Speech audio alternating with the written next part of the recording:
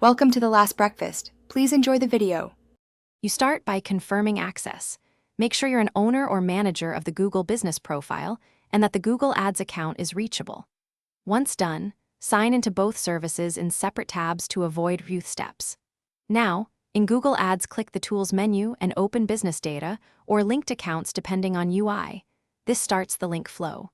You do this because consistent accounts prevent permission failures and save time when granting ad location extensions later.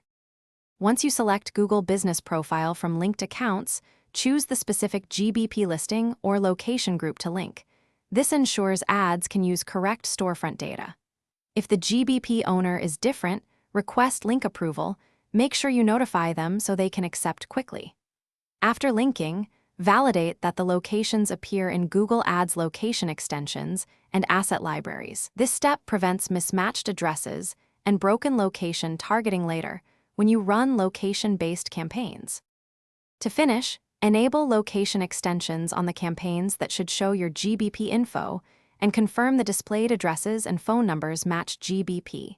Consistency improves ad relevance. Make a quick test ad with location targeting to preview how users will see your business. If the link fails, first check roles and the exact account emails, then revoke and resend the link request or accept from the GBP owner account. This troubleshooting step fixes most permission. Thanks for watching. If this was helpful, leave a like and consider subscribing. See you next time.